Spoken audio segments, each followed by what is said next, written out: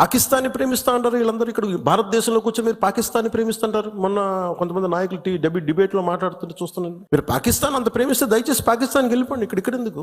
పాకిస్తాన్ మీద మీకు అంత ప్రేమే ఉంటే ఇది మాట్లాడుతున్న పోనీ ఏదైనా వీళ్ళందరూ కూర్చొని కాంగ్రెస్ నాయకులు వీళ్ళందరూ కొంతమంది ఎమ్మెల్సీలు కూడా ఉన్నట్టుగా అనిపించింది నాకు చూస్తుంటే. ముఖ్యంగా సౌత్ నుంచి ఉన్నారు కొంతమంది సీనియర్ కాంగ్రెస్ నాయకులు. కాంగ్రెస్లోనే విభేదం ఉంది.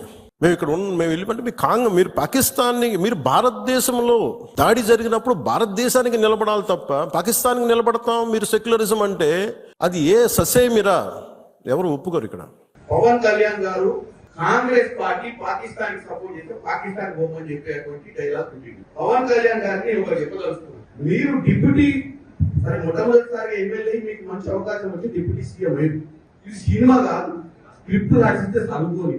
నువ్వు ఒక ఉప ముఖ్యమంత్రి అంటే ఒక స్థాయి ఇచ్చింది, స్థాయికి తగ్గట్టు మాట్లాడాలి. ఎవడో స్క్రిప్ట్ రాసిస్తే చదువుడు, లేకపోతే ప్రధానమంత్రి నువ్వు కృషి చేయాలనుకుంటే ఇంకేదైనా ప్లాట్ఫామ్ మీద పోయి రాజకీయాలు బంద్ చేసి సినిమా తీసి నంగనారావు తీసినట్టే రెండు సినిమాలు తీసి ఆయన ప్రసన్న చేస్తాడు.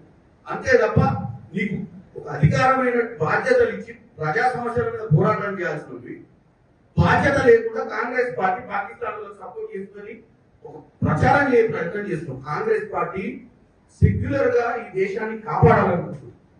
పాకిస్తాన్ ఇక్కడ ఉన్నటువంటి కుల మతాలకు అతీతంగా కాంగ్రెస్ పార్టీ అందరినీ ఒక పట్టున బతికేయాలనుకుంటుంది. పవన్ కళ్యాణ్ గారు మీ నాయకుడు ఎవరైతే ప్రసన్నం చేస్తున్నాడు నరేంద్ర మోడీ లెక్క కుల మతాల మధ్యన చిచ్చు పెట్టే ప్రయత్నం చేస్తలేదు. నీకు వాస్తవంగా నిలదీసే నరేంద్ర మోడీ ఎన్ని రోజులైంది? నలుగురు వచ్చి ముష్కరులు కాల్చిపోతే నలుగురిని పట్టుకునే దమ్ము ధైర్యం లేక పిట్టగదా ఎప్పుడో తిరుగుతుంది. ఏం ఇంటెలిజెన్స్ నడుస్తుంది దేశంలో?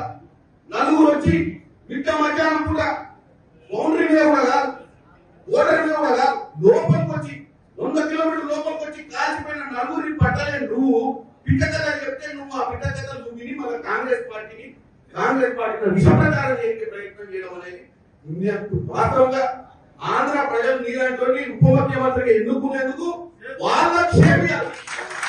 ఎందుకంటే నువ్వు ప్రజా సమస్యల మీద మాట్లాడాలి, పొలిటికల్ పార్టీని అటాక్ చేసి బేస్లెస్ గా మాట్లాడటం, ఎవరినో కృషి చేయడానికి ఈ దరిద్ర మాటలు మాట్లాడతాడు పవన్ కళ్యాణ్ గారికి చెప్తున్నా.